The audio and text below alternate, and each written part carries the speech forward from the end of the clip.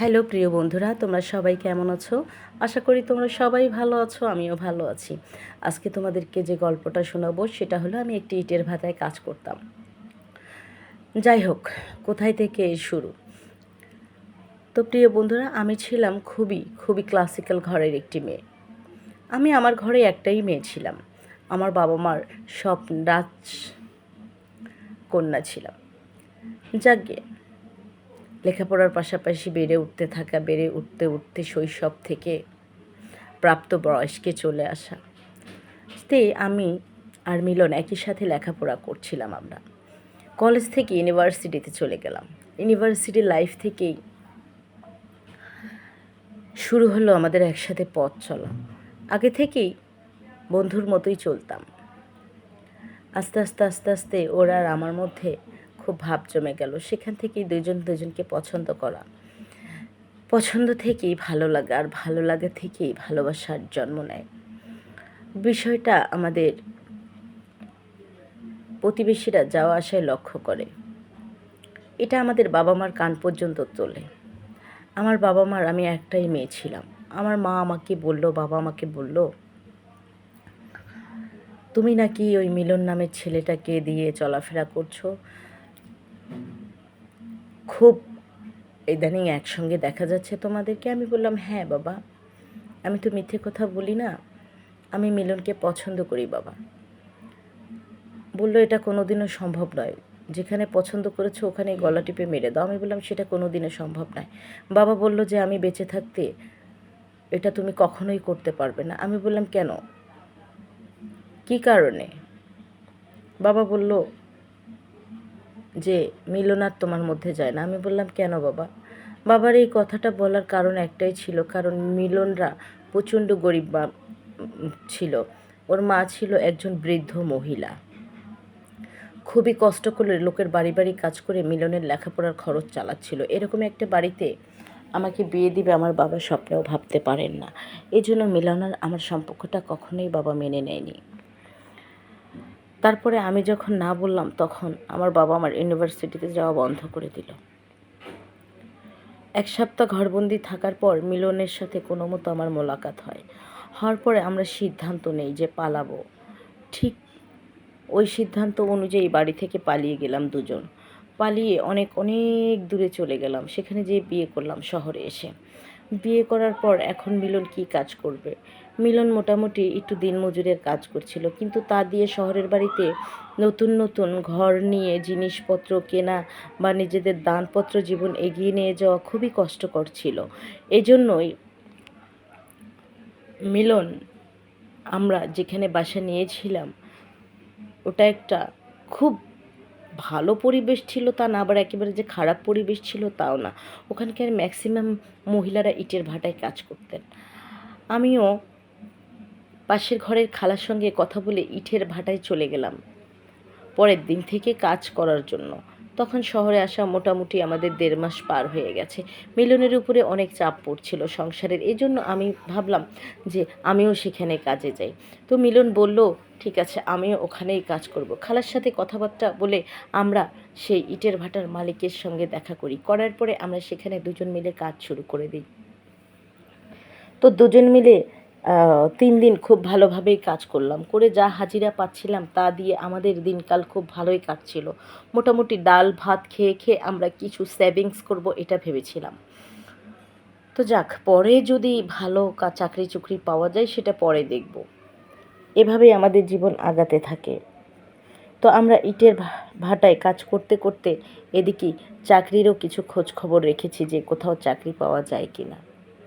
মাঝে মধ্যেই অ্যাবসেন্ট করে করে যেতাম চাকরির ইন্টারভিউ দিতে, কিন্তু আসলে চাকরি হয়ে উঠতেন না। যাকগে, এভাবেই কাজ চলমান থাকলো। কাজ শেষে দুজন আসার সময়, হাজিরার টাকা নিয়ে আসার সময় দুজন মিলেই টুকিটাকি বাজার সদাই করে করে বাসায় ফিরতাম। বাসায় ফিরে দুজন মিলেই কোটাকাটি রান্নায় দুজনকে সাহায্য করতাম, এবং রান্না শেষে আমরা গা গোসল ধুয়ে খাবার খেয়ে রেস্টে চলে যেতাম। এভাবেই ভোরবেলা আবার উঠে খাওয়া দাওয়া করে ভাতের বাটি বেঁধে নিয়ে চলে যেতাম সেই খোলায়। তো প্রতি সপ্তাহেই মাঝে মধ্যেই যে কোনো একদিন সপ্তাহে ইট খোলার মালিক আসতো। ওনার নাম ছিল, সবাই সর্দার বলে ডাকতেন, সর্দার সাহেব আসতেন। তো আমাকে উনি প্রথম দিন ডাকলো।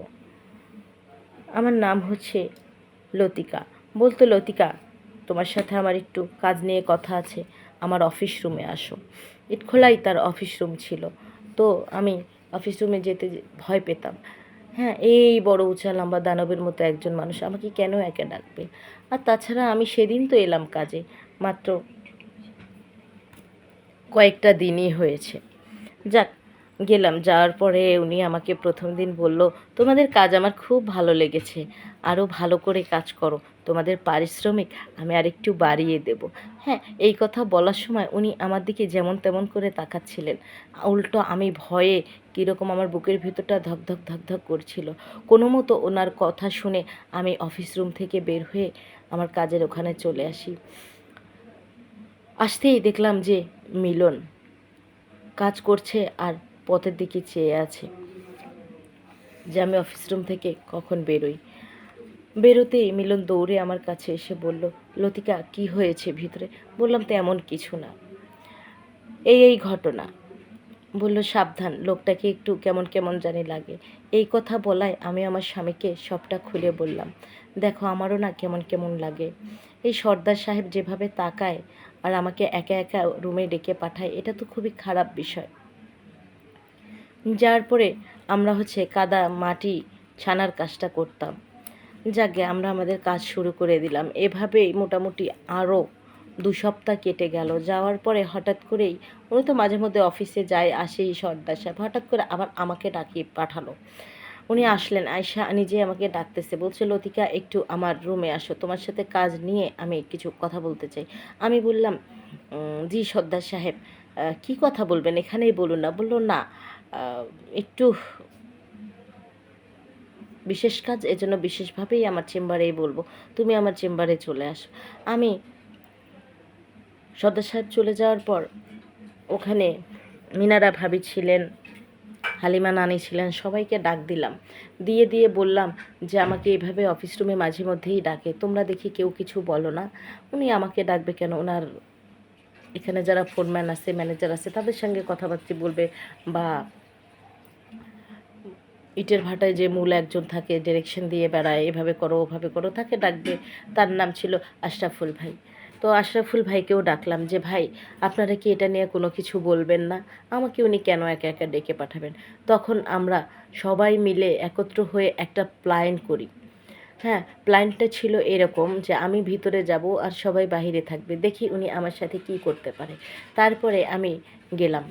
বুকে ধক ধক করছিল, তারপরেও মনের মধ্যে একটা সাহস আর শক্তি নিয়ে আমি যে সর্দার সাহেবের চেম্বারে ঢুকলাম। ঢোকার পরে সর্দার সাহেব আমাকে বলল, তোমাকে তো আমি বেশ কিছুদিন আগে বলেছিলাম যে আমি পারিশ্রমিক বাড়িয়ে দেবো তোমাদের, তাতে করে তোমরা আরও ভালো করে খেয়ে পরে বাঁচতে পারবে, কিছু সেভিংসও করে কিছু করতে পারবে।